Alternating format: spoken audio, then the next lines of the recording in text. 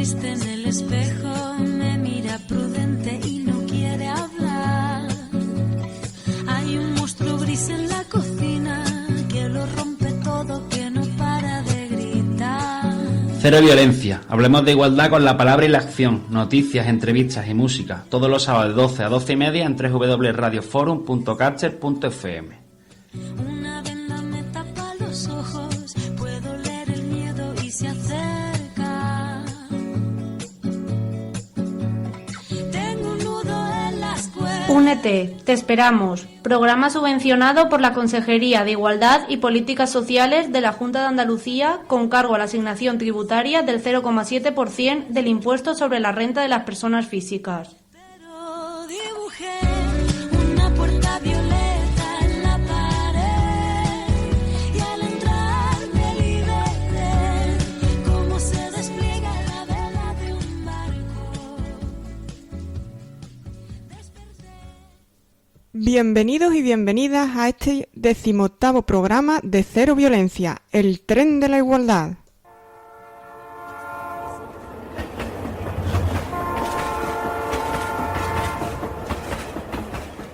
Hoy es 3 de agosto de 2019 y para nuestro programa contaremos con nuestra sección de noticias habitual en relación con temas de mujer e igualdad. Además, esta semana y la semana que viene contaremos en nuestra sección de entrevistas con Ana Moreno Jarillo, psicóloga de Fórum Andalucía, quien nos hablará de la brecha salarial. Así, dedicamos el programa de hoy al papel de la mujer en la fotografía y nos centraremos en nuestra sección de mujer célebre en la figura de la fotógrafa calcutense Julia Margaret Cameron. Y para cerrar nuestro programa lo haremos con la canción Mujer Valiente de Ana Belén. Quien les habla es María José Serrano. Bienvenidos y bienvenidas.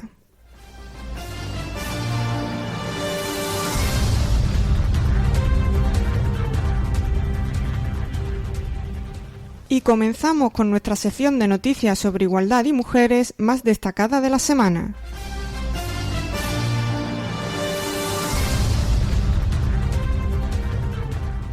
Cuatro mujeres ocupan por primera vez las principales portavocías del Congreso. Los 4 principales grupos parlamentarios del Congreso tendrán a mujeres como portavoces. Nunca se había dado esta circunstancia, que, aunque tenga algo de azar, es también el fruto de la apuesta sistemática de los partidos por tener a las mujeres en primera línea, de las leyes y de las cuotas, de la lucha social por la igualdad entre sexos y del rédito electoral que proporciona a las formaciones, según razones que exponen políticos y expertos. No es de extrañar que se haya llegado a esta situación al tener España el Congreso más paritario de Europa, con un 47% de mujeres, un porcentaje superior incluso al de los países escandinavos. En concreto, estas 4 mujeres serán Álvarez de Toledo, por parte del Partido Popular, nombrada este martes pasado, quien acompañará a Lastra por el Partido Socialista, a Arrimadas por Ciudadanos y a Montero por Unidas Podemos.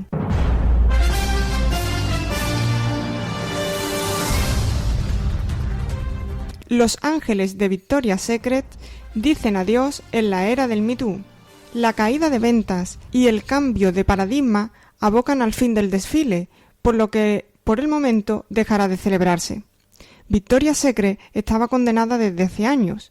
El cambio de paradigma, la llegada del Me Too, la inclusión y aceptación de todos los cuerpos, el empoderamiento femenino, el rechazo al exceso de retoque fotográfico, el auge de la belleza real, el consumo de ropa interior más prosaica, todo ello ha dejado paso a la extrañeza y la incomodidad ante el show, expresados cada vez de forma más abierta a causa de esa perfección tan irreal que ha acabado con una firma que vendía fantasía, pero con un tufo ha pasado incluso a vergüenza. Si hace 3 años el desfile fue visto por 6,6 millones de espectadores, hace 2 por menos de 5. En la pasada edición, en 2018, apenas 3,3 millones vieron este desfile, el peor dato de su historia desde que comenzó a emitirse en 1995.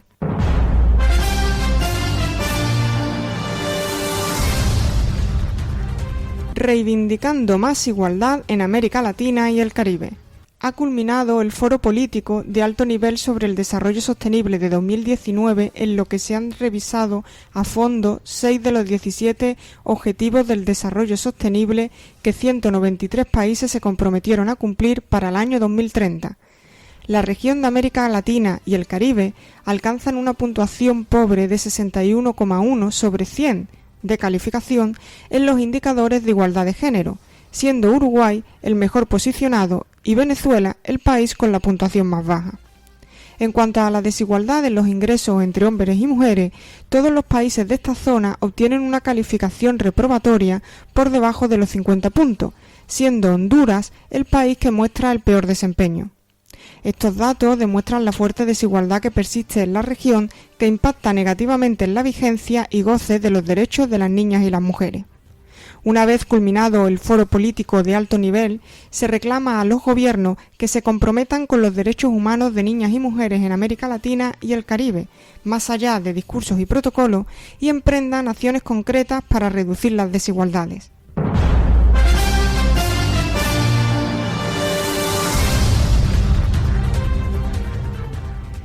Tres casos nuevos de violencia de género han sacudido la actualidad en esta semana.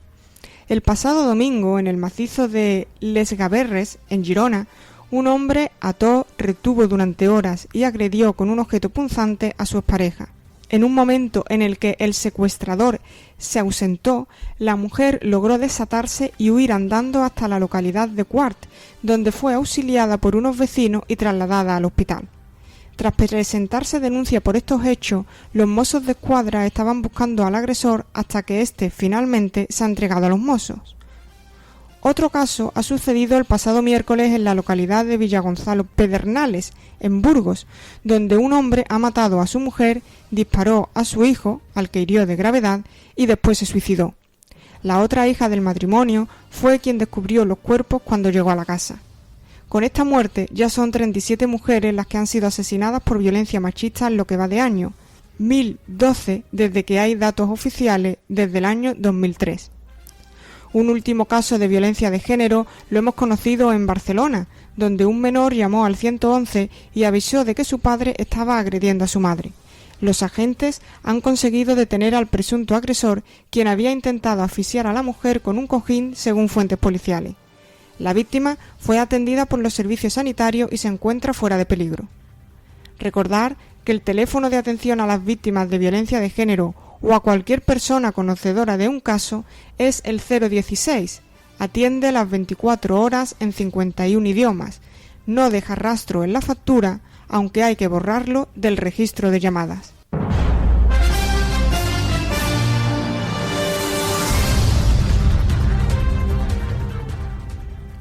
...30 de julio, Día Mundial contra la Trata de Personas. El pasado martes 30 de julio se celebró el Día Mundial contra la Trata de Personas establecido por la Asamblea General de la ONU en el año 2013. En el periodo que va de 2003 hasta 2016, la ONU ha contabilizado a unas 225.000 víctimas de tráfico de personas. El principal fin del tráfico de personas en todo el mundo es la explotación sexual, que afecta en su mayoría a las mujeres y supuso el 59% de todos los casos registrados en 2016. La otra gran parte de las víctimas, el 34%, son utilizadas para realizar trabajo forzado. El 7% restante sufren otras formas de explotación como el tráfico de órganos, obligación a participar en actividades criminales o incluso vender a sus bebés recién nacidos. En España, esta forma de esclavitud afecta a más de 200 personas. El año pasado se registraron 128 víctimas de trata con fines de explotación sexual, en su inmensa mayoría mujeres. 117 de estas 128 eran mujeres frente a 11 hombres. En lo relativo a la trata con fines de explotación laboral, se contabilizaron un total de 94 víctimas en nuestro país. Los datos recopilados en 2018 son menores que en años anteriores, pareciendo que este tipo de delitos ha disminuido. Sin embargo, se alerta del cambio en la forma de cometerlo, ya que la mayoría de las víctimas se han trasladado de la calle a viviendas particulares, dificultándose la detección de los mismos por parte de los cuerpos y agentes de seguridad.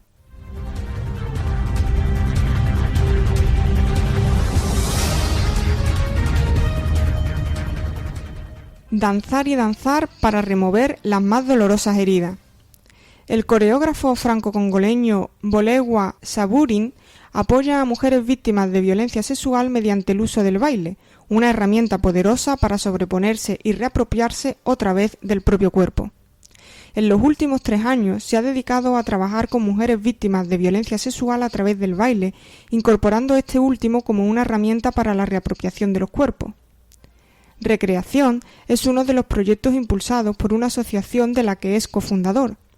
En 2008, Bolewa Saburin y su amigo William Niabum pusieron en marcha Loba, Exprésate en lengua lingala, la cual pretendía poner la danza al servicio de las personas. Recreación surgió a raíz de una conferencia del ginecólogo congoleño y Premio Nobel de la Paz 2018 Denis Mukwege. Hoy sigue habiendo conflictos armados en la República Democrática del Congo que afectan negativamente a la sociedad civil. La mayoría de víctimas son mujeres a quienes se las desposee de su cuerpo al utilizarlo como arma de guerra.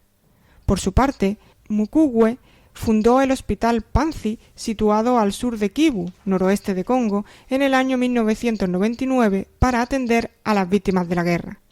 Así es que el centro sanitario empezó a recibir a mujeres con problemas ginecológicos graves, pero la labor del hospital va más allá.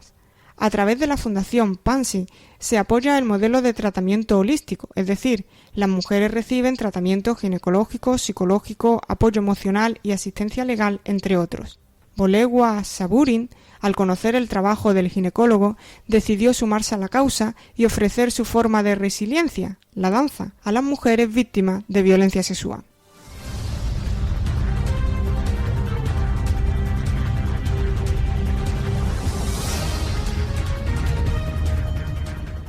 Y hasta aquí las noticias más destacadas de esta semana.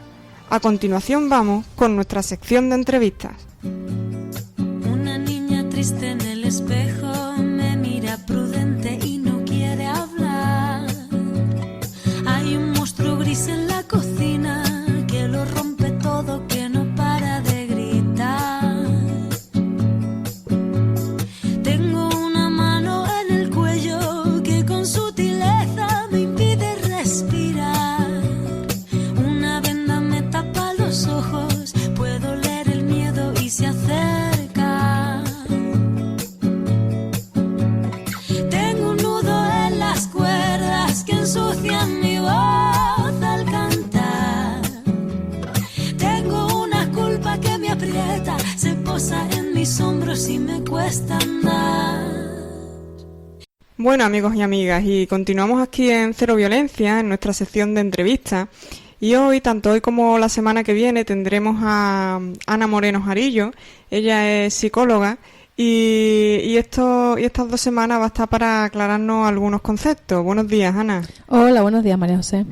Pues bueno, hoy vamos a empezar hablando sobre brecha salarial, un concepto que muchas veces no se sabe muy bien en qué consiste ese término y para eso ha venido Ana, para aclararnos ese concepto que muchas veces no conocemos. Y bueno, Ana, entonces, por brecha salarial, ¿qué sería lo que entenderíamos? Pues mira, María José, como bien dice, el término brecha salarial es un término que cada vez escuchamos más en los medios de comunicación, por ejemplo, y entenderíamos por este término, por brecha salarial, lo que gana de menos una mujer de media con respecto a lo que gana un hombre de media también.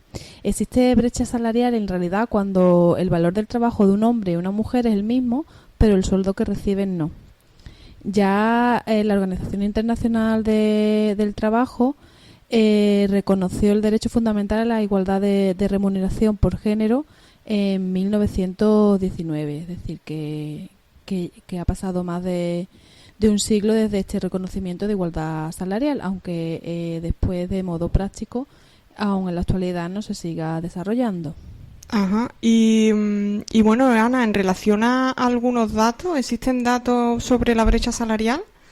Bueno, pues las Naciones Unidas estiman que por término medio las mujeres siguen ganando alrededor de un 23% menos en todo el mundo.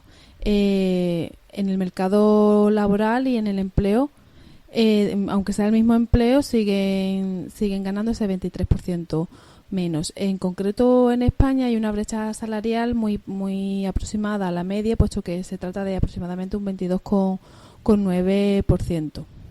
Es decir, que si lo traducimos un poquito a euros para que nos hagamos una idea, las mujeres cobran casi 6.000 euros menos al año que los hombres por hacer por hacer un trabajo de igual valor. Ujú. Y Ana, en cuanto a las causas que provocan esa brecha salarial, ¿a qué es debida? Bueno, en estudios de todo el mundo, como por ejemplo de ONU Mujeres, pues se estiman que son varias las causas, pero un ejemplo de ello es considerar, por ejemplo, que en muchos países los hombres reciben un salario más alto en función de los hijos que tengan, del número de hijos que tengan, y en cambio cuando una mujer anuncia que va a ser madre en su puesto de trabajo, eso supone que va a cobrar mucho menos dinero, porque bueno, ya se deduce que puede tener posibles ausencias del trabajo o porque simplemente se valora que su rendimiento va a ser menor. Vaya. Y bueno, hay que saber que la brecha salarial no necesariamente significa que se paguen diferente, o sea, un sueldo menor a una mujer que a un hombre, aunque también, sino que bueno, también se da por otra serie de circunstancias, ¿no? Sí, muchas veces yo creo que ahí viene también la confusión, ¿no? Que pensamos que por el mismo trabajo sí se está pagando la misma cantidad por el sueldo base, y la brecha salarial no significa necesariamente que las empresas paguen sueldos bases diferentes a sus trabajadores en función del sexo, sino que trabajos de igual valor y con iguales responsabilidades no son distribuidos de la misma forma. Es decir, que la brecha se genera sobre todo premiando unas categorías u ocupaciones por encima de otras.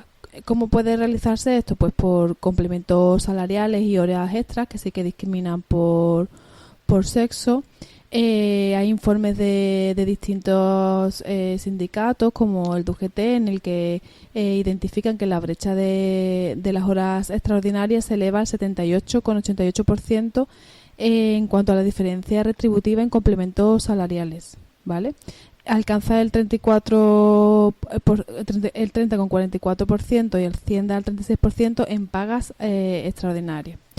Otro estudio de comisiones obreras, por ejemplo, señala también que hay pluses masculinizados, como por ejemplo el de peligrosidad, que se suele pagar por el manejo de maquinaria, pero no por usar productos químicos que puedan darse en sectores feminizados como la limpieza o la sanidad. Ujú. Entonces, bueno, un poco aclarar esto, que muchas veces se piensa que siempre tiene que ser mismo trabajo, diferente sueldo, y en algunos casos, lamentablemente, también se da, pero no siempre es así. Y en cuanto a otras causas que provocan esa brecha salarial, porque creo entender que existen varias, ¿no?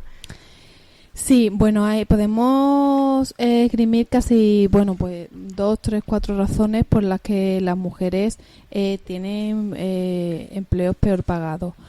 Por ejemplo, que la elección de esos empleos peor pagados es por parte de las mujeres. Podríamos decir, bueno, es algo buscado. Sin embargo, tenemos que reflexionar en este punto en el que por los roles tradicionales que se han ejercido en nuestra sociedad y por los estereotipos machistas, tanto de padres, profesores y como de toda la comunidad, siempre se ha incentivado a que los hombres estudien algún tipo de formaciones concretas, como pueden ser las relacionadas con el área de la tecnología y la ciencia, mientras que las mujeres han estado supeditadas a las del cuidado o la educación social. Tradicionalmente los trabajos sociales están peor pagados que los científicos o tecnológicos, entonces esta puede ser una de las razones que afectan a que las mujeres elijan pues esos puestos de trabajo que finalmente resultan menos remunerados. También obviamente por la falta de referentes femeninos en los que las niñas no encuentran referentes o no se ven reflejadas en la realidad, ni se consideran que puedan aspirar a titulaciones científicas o técnicas fuera de otras que tradicionalmente han sido más destinadas a mujeres. Por otro lado, también se considera que ellas cobran menos porque trabajan menos horas, y esto es correcto, pero también tiene su estudio y su parte de razón. Las mujeres trabajan menos horas puede ser cierto, pero lo que habría que preguntarse es el por qué. Según datos del INE, un 62% lo hace porque no encuentra un trabajo a jornada completa y un 13,5% porque tiene que cuidar a niños, adultos o enfermos, incapacitados o mayores que tenga a su alrededor. Por lo tanto, aquí vemos también cómo la influencia de los roles tradicionales de los distintos géneros también influyen a la hora del tiempo en el que cada uno de ellos trabaja. Y bueno, finalmente pues, podríamos indicar que también tienen peores empleos porque les perjudica ser madres. Se estima que el 22,6% de las mujeres ocupadas con hijos ha reducido su jornada laboral para cuidar a sus pequeños, frente al 3,44% de los varones, según datos también del Instituto Nacional de Estadística. ¿Por qué pasa esta situación? Pues seguramente pues porque la decisión de que la mujer se quede en casa o reduzca su jornada laboral suele estar supeditada al sueldo. Como ellas ganan menos o tienen trabajos con menos incentivos, pues tienden a ser las que reducen su jornada y en consecuencia pues terminan también perdiendo oportunidades de ascenso. Solo el 55% de las mujeres vuelve a incorporarse a su puesto de trabajo después de ser madre, mientras que los hombres que han sido padres retornan a su puesto de trabajo en un 100% de las ocasiones.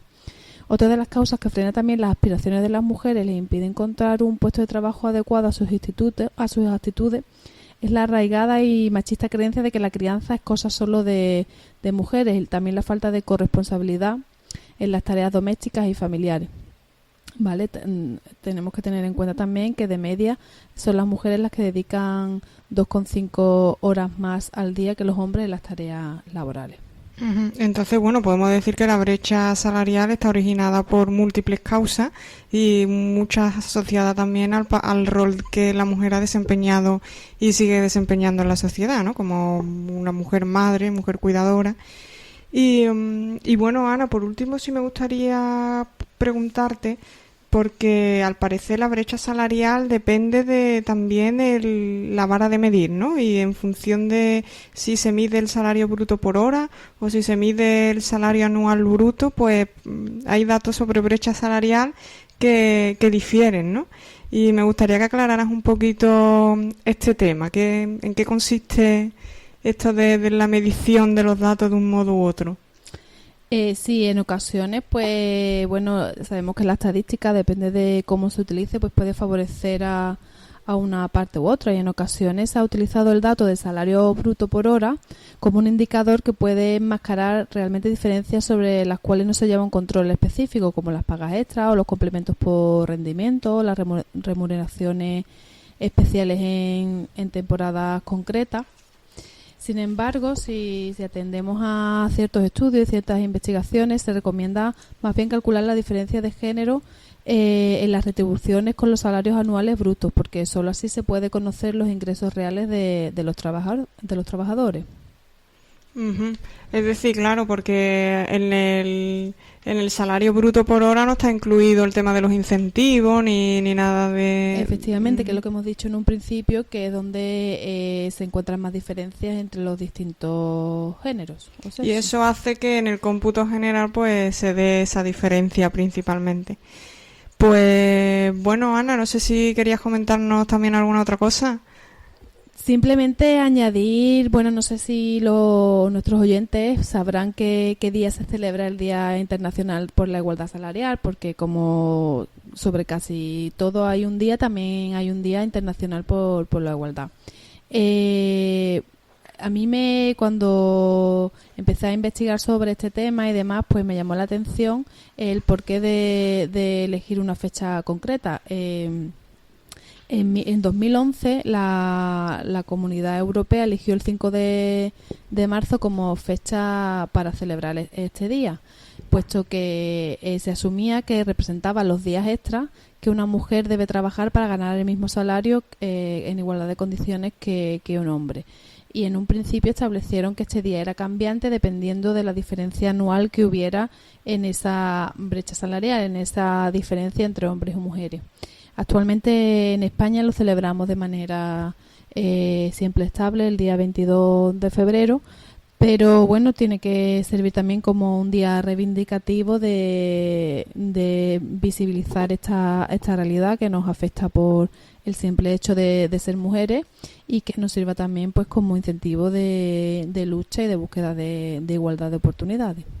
Muy bien, muchas gracias por recordarnos ese día que es tan importante por el tema de la reivindicación, como son así todos los días internacionales que se realizan y por el motivo por el que están, ¿no? Para intentar conseguir una igualdad dependiendo del colectivo que se trate o dependiendo de la situación de algunas personas, ¿no? Y bueno, Ana, yo únicamente agradecerte el que hayas venido hasta aquí, hasta Radio Forum, el que nos hayas concedido esta entrevista para el programa Cero Violencia. Y sin más, pues bueno, muchas gracias por aclararnos este concepto de brecha salarial que muchas veces, pues lamentablemente no hay bastante confusión al respecto. Pues nada, muchas gracias a vosotras. Bueno, pues nosotras y nosotros continuamos aquí en Cero Violencia. No se marchen. Una niña triste en el espejo me mira prudente y no quiere hablar. Hay un monstruo gris en la cocina que lo rompe todo, que no para de gritar. Tengo una mano en el cuello que con sutileza me impide respirar. Una venda me tapa los ojos, puedo leer el miedo y se acerca. Tengo un nudo en las cuerdas que ensucian mi voz al cantar. Tengo una culpa que me aprieta, se posa en mis hombros y me cuesta andar. Pero dibujé una puerta violeta en la pared y al entrar me liberé, como se despliega la vela de un barco. Bueno, amigos y amigas de Radio Forum, seguimos aquí en nuestro programa Cero Violencia y a continuación vamos con nuestra sección La Mujer en. Y hoy esta sección estará dedicada a la mujer en la fotografía.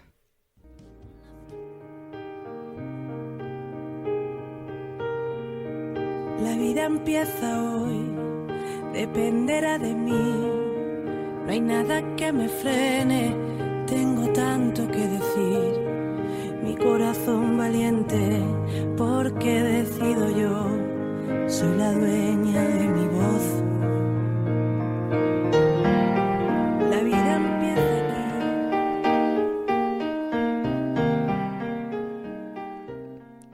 Desde los inicios de la fotografía y por muchos años, este ámbito le cerró las puertas a las mujeres.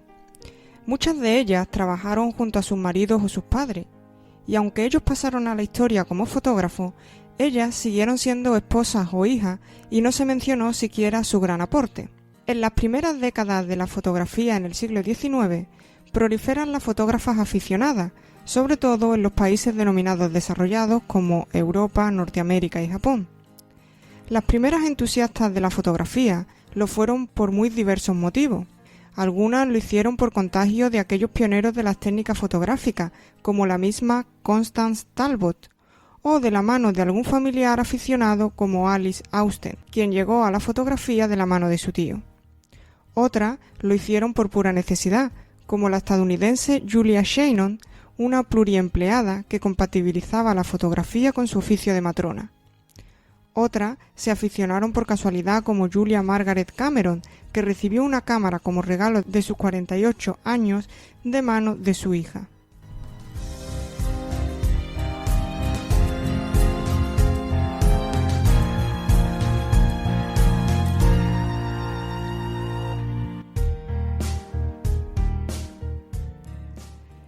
En sus principios, la fotografía era utilizada como investigación. Permitía capturar momentos, movimientos de imágenes, poder observar cosas que con la percepción del ojo humano no se lograba ver. Podían así investigar el cuerpo humano y sus movimientos, como por ejemplo el movimiento de un hombre corriendo. La rapidez de la acción hacía, antes de la fotografía, que no se pudiesen observar todos los movimientos con infinidad de detalles. En la actualidad, la fotografía se considera como una actividad artística y no tanto como una actividad de investigación. La posición que tiene hoy en día las mujeres en el ámbito de la fotografía fue un logro que se ganaron a través de los largos años de lucha. En esta sección vamos a destacar a algunas de ellas.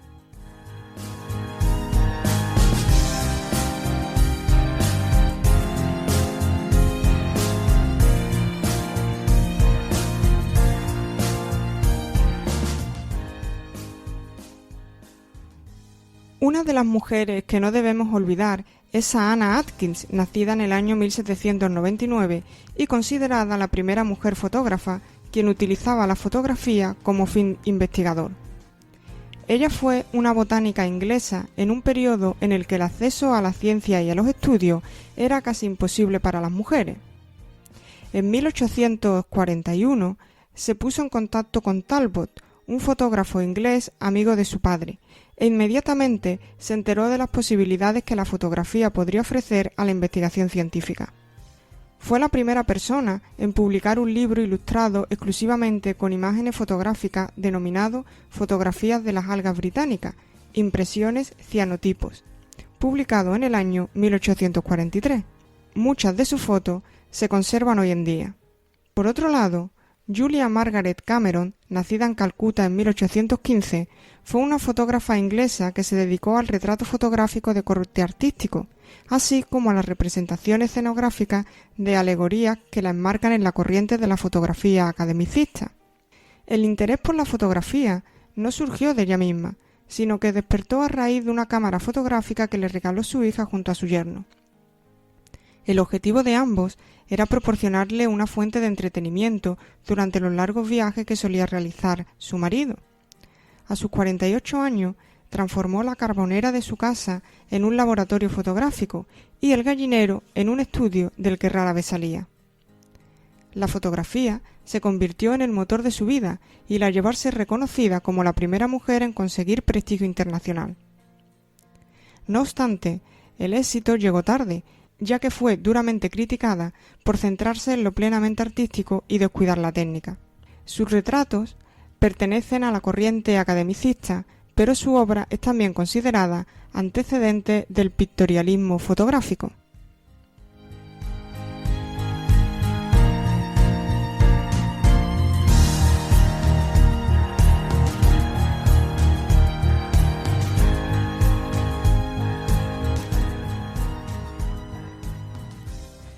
A mediados del siglo XIX, concretamente en febrero de 1861, Hilda Sjöling, nacida en el año 1835 y con solo 25 años de edad, inauguraría su estudio en Västergatan, un barrio de Malmö en Suecia.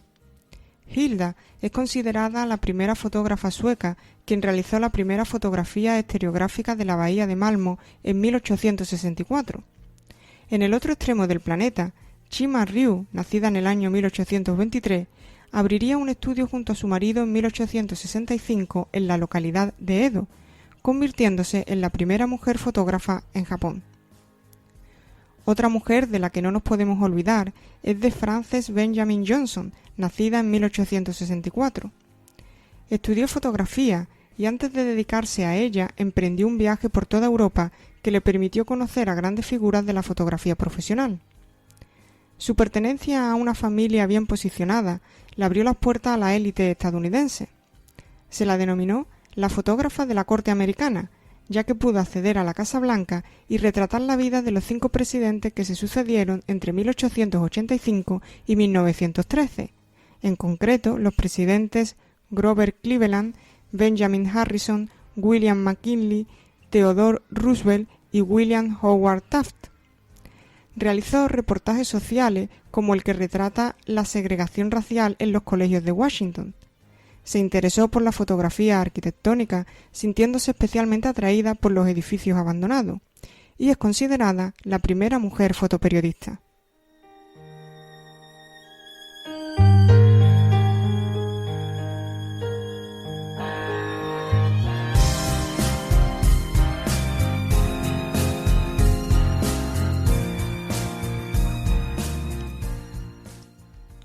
Otra mujer a destacar, nacida en el siglo XIX, concretamente en el año 1895, fue Dorothy Lange.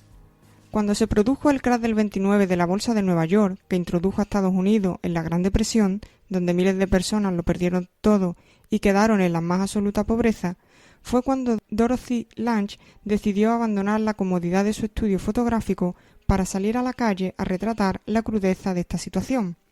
Comenzó a trabajar para la Administración de Seguridad Agraria, realizando reportajes en los que plasmaba este sufrimiento. Años más tarde, se encargaría de documentar la reubicación de los japoneses tras el ataque de Pearl Harbor en 1941.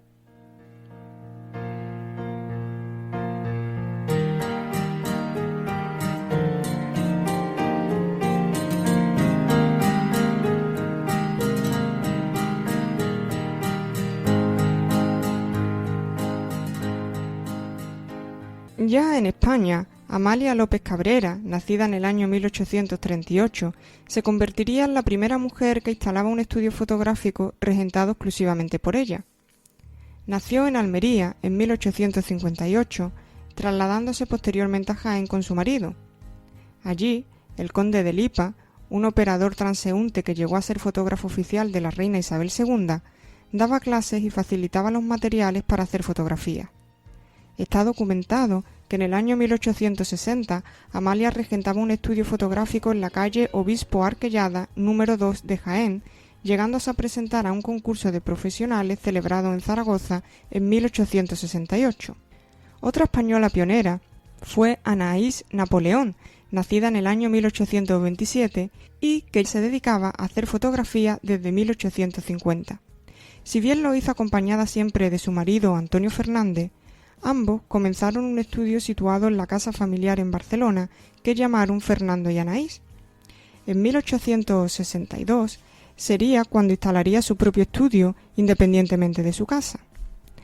Así, en 1867 se incorporó al negocio su hijo Emilio y la presencia de Anaïs fue haciéndose más testimonial.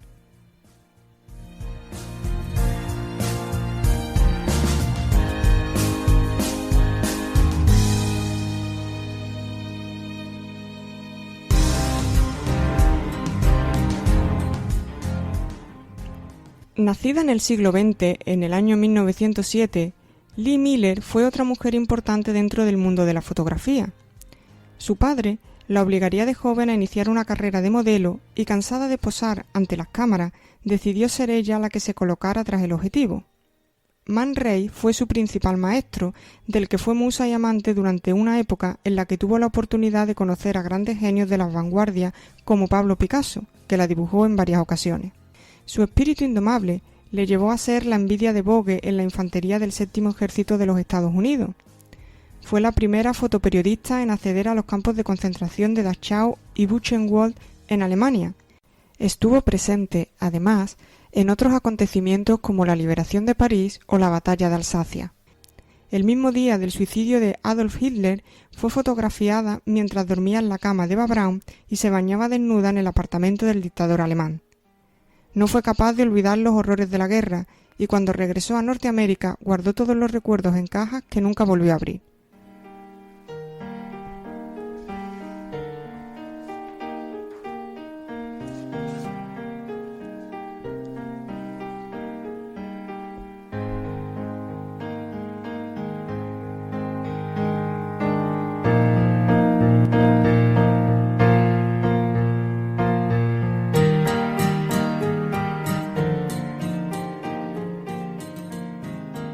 Por otro lado, muchas personas reconocen el nombre de Robert Capa, pero no tantas reconocerán el nombre de la fotógrafa Gerda Taro, nacida en el año 1910.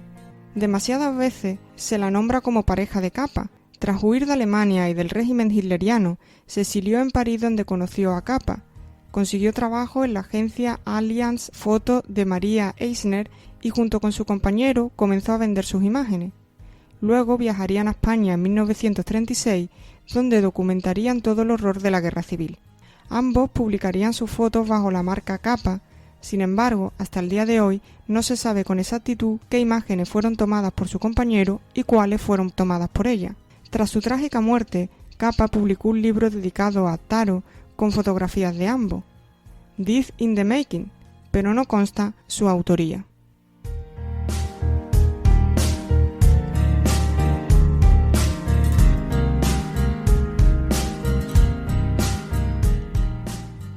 En la actualidad, Annie Leibovitz está considerada la fotógrafa mejor pagada del mundo. Es la principal fotógrafa de la revista Rolling Stones y autora de la emblemática fotografía de John Lennon junto a Yoko Ono, que fue portada de la revista. Es muy conocida por sus fotografías de celebridades y de revistas de moda, pero también hizo fotografías de paisajes para documentales. Es muy polivalente y tiene un estilo muy particular que podríamos nombrar como fotografía de fantasiosa y pintoresco. Fue nombrada como fotógrafa más influyente de nuestros tiempos por la revista American Photo. Sus obras fotográficas parecen ser pintadas y tienen un encanto muy particular, con muchos detalles y muy ricas. Todo es interesante desde el paisaje del fondo hasta la expresión de los rostros de las personas. Es como capturar un instante y hacerlo tan rico que nos cuenta ya toda la historia. Son fotografías muy emocionantes que hacen soñar.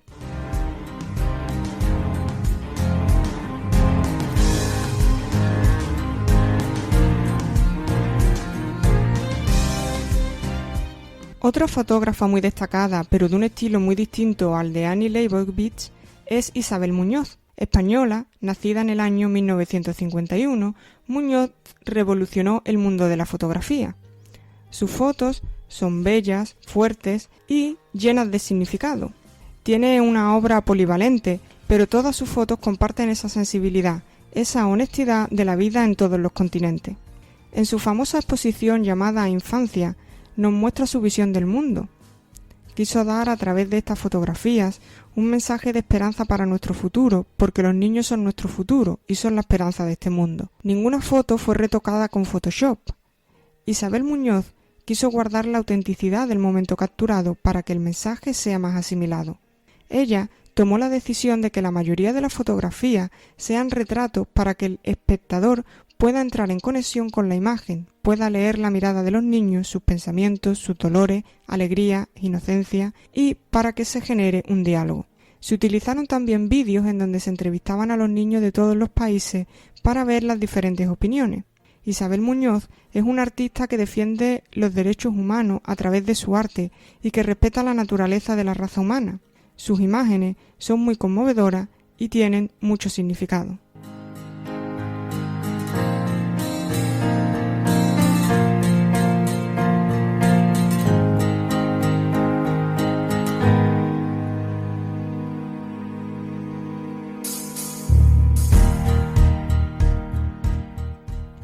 En el siglo XXI, las mujeres están ya muy presentes en el mundo de la fotografía, bien como asistentes o propietarias de estudios fotográficos, bien como artistas, fotógrafas de prensa o documentalistas. Es reconfortante constatar que la lista de fotógrafas es extensa y que las mujeres a lo largo de los tiempos han sido capaces de dejar su huella.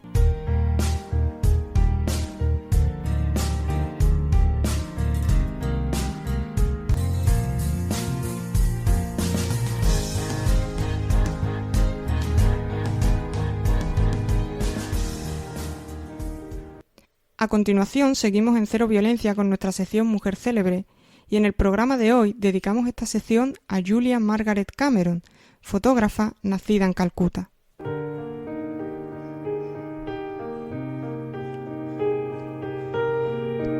La vida empieza hoy, dependerá de mí.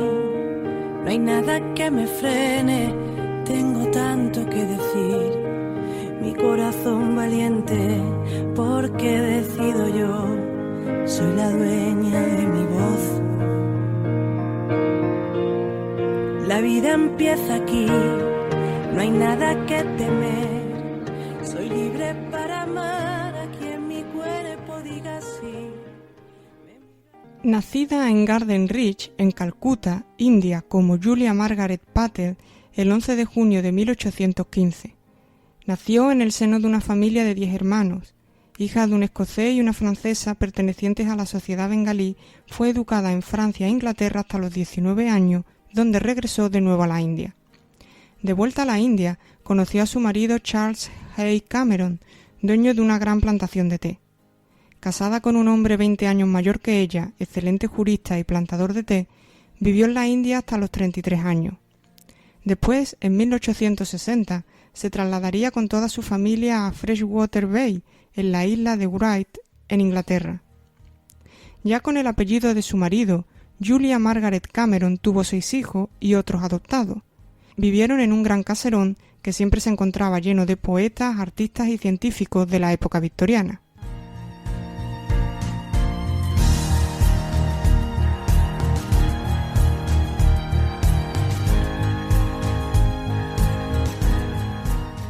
En 1863, Julia Margaret Cameron, con sus hijos ya adultos y estando bastante sola, cayó en una depresión. Su hija y su yerno le regalaron una aparatosa cámara de fotos con la esperanza de ayudarla. Fue así como obtuvo su primera cámara fotográfica con 48 años y se inició en el mundo de la fotografía. Tras convertir un gallinero en un estudio acristalado y una pequeña leñera como cuarto oscuro, se metió de lleno en el mundo de la fotografía, demostrando que ni la edad ni los pesados negativos de placas de vidrio de gran tamaño de la época eran un impedimento para lograr su fin. Pensad que hablamos del año 1863, cuando el proceso fotográfico era mediante el colodión húmedo, que solo se había inventado unos 12 años antes, por lo que tuvo que aprender a manejar todos los compuestos químicos para poder realizar esta técnica.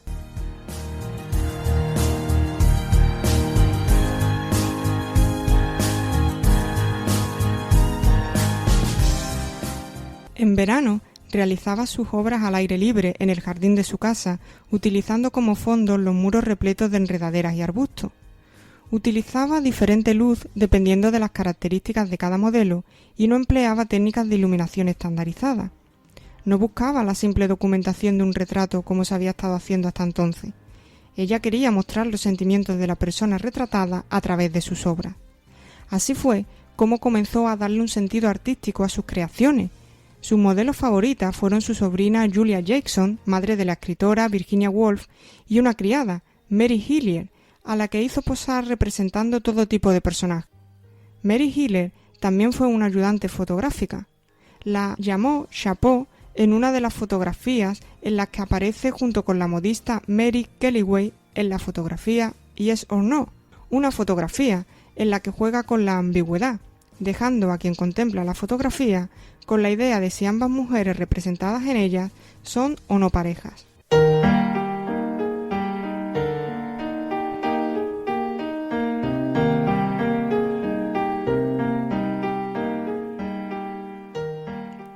Julia Margaret Cameron poseía una enorme libertad de expresión. Llegó a dominar a través de ensayo y error el oficio de la fotografía. Es cierto que gracias a su posición económica podía permitirse hacer varias copias de fotografía, algo que era bastante costoso en aquella época, las cuales regalaba a sus modelos y amigos, además de enviarlas a exposiciones y concursos. Normalmente, los fotógrafos realizaban sus fotografías de día para aprovechar la luz, pero Cameron experimentaba con ella, iluminando solamente desde uno de los ángulos o utilizando otro tipo de iluminación como la luz del fuego, técnica que utilizó en su obra The Young Endymion, en el año 1873. Esta es una obra en donde la fotografía se basa en la historia mitológica que cuenta que la luna se enamoró de Endymion y le pidió a los dioses que le otorgaran la juventud eterna, y como Endymion también estaba enamorado de ella, aceptó aun sabiendo que estaría dormido eternamente. Las obras de Cameron adquieren un aspecto casi escultórico debido al uso de la luz. No utilizaba retoque en sus imágenes, pero sí que jugaba mucho con el contraste.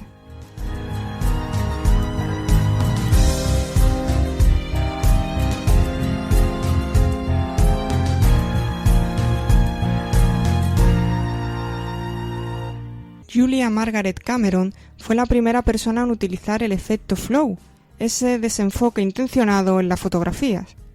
Para conseguir el desenfoque o movimiento como recurso expresivo, enfocaba a un punto diferente, no a los ojos como siempre se había hecho. Manchaba las placas, las arañaba y de esta manera creaba diferentes filtros. Fue como si hubiera creado los filtros de Instagram 150 años antes de existir esta aplicación. Llegaba a utilizar los negativos para hacer fotomontajes, en los que además dejaba a vista la línea de sutura a modo de collage. Ahora bien, Si buscamos quién creó el efecto flow, nos saldrán varios nombres de hombres como Joan Vilatobá y Fígols, nacido en el año 1878, Pla Janini y José Ortiz Echagüe, los cuales nacieron después del fallecimiento de Julia Margaret Cameron, por lo que cuando ellos comenzaron a experimentar con el efecto flow, ya hacía más de 30 años que Cameron lo había creado. Sin embargo, los nombres masculinos son los que figuran como creadores de esta técnica.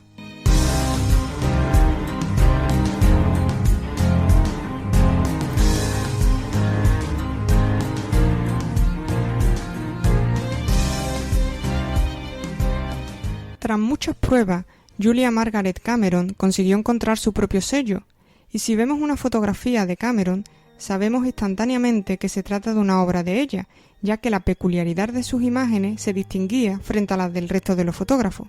Aquello la llevó a convertirse en la primera artista en estar en residencia en el South Kensington Museum, conocido actualmente como The Victoria and Albert Museum en Londres, cuyos directores, desde 1852 hasta la actualidad, siempre han sido hombres. Henry Cole, el primer director de este museo, creyó en su obra y quiso que formara parte de él. Por otro lado, la London Photographic Society nunca la aceptó, alegando que Cameron no conocía la técnica de la fotografía, precisamente por utilizar técnicas tan pioneras como el efecto flow, que ha sido un referente y ha seguido usándose como recurso estilístico hasta la actualidad, unos 160 años después.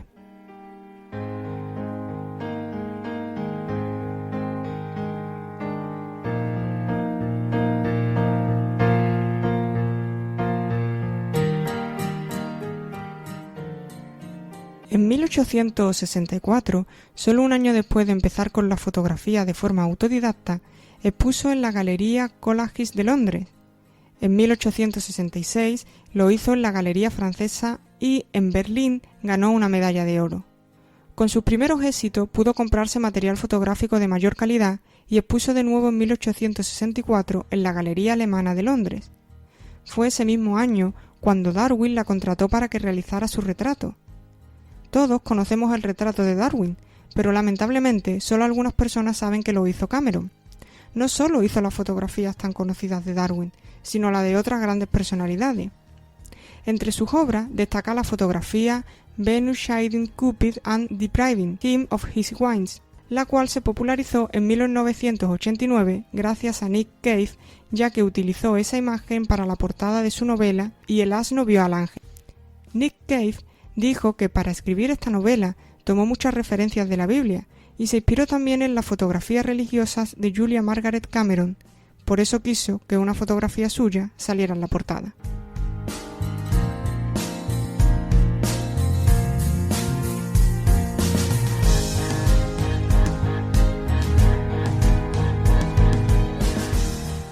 Julia Margaret Cameron moriría en el año 1879 tras dejarnos un inmenso legado que cambió el concepto de fotografía, convirtiéndola en un arte. Ella fue una artista de museo, con mayúsculas, y sin embargo no la conocía mucha gente. Su sobrina nieta, la escritora Virginia Woolf, fue una de las personas encargadas de intentar recordar al mundo quién fue Cameron, la gran importancia que tuvo y el enorme ejemplo a seguir en el que inconscientemente se convirtió. En su autobiografía, que dejó escrita la propia Julia Margaret Cameron, ella misma decía: «Mis aspiraciones son ennoblecer la fotografía y alzarla a la categoría de arte, combinando la realidad con la poesía y la belleza ideal».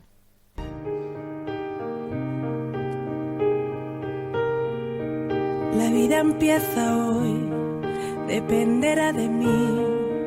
No hay nada que me frene, tengo tanto que decir.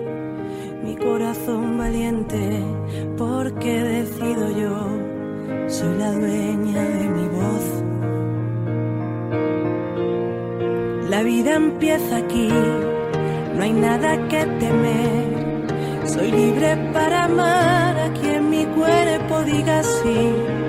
Me miro en el espejo, yo soy esa mujer que ahora grita su verdad. Estimados y estimadas oyentes, llegamos al final de nuestro programa y para despedirlo lo hacemos con la canción Mujer Valiente de la cantante Ana Belén. Nosotros y nosotras continuamos la semana que viene con una nueva entrega de Cero Violencia y con el deseo, plasmado en la canción que despide este programa, de que aprendáis a decir no y ondéis a los cuatro vientos vuestra libertad.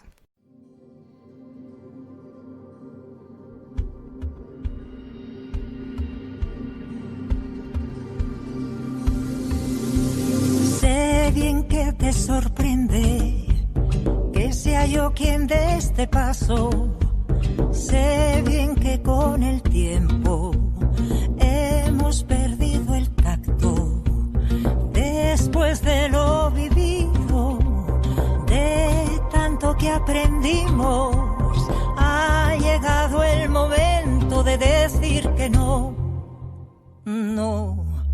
Y así, quizá con más valor, consigamos querernos mejor. Yo que soy mujer valiente, ahora ondeo a los cuatro vientos mi libertad. Así quiero ser capaz de mirarme por dentro y comprender que es a mí a quien más debo amar. Yo que soy mujer valiente, ahora ondeo a los cuatro vientos mi libertad. Así quiero ser capaz de mirarme por dentro y comprender que es a mí a quien más debo amar.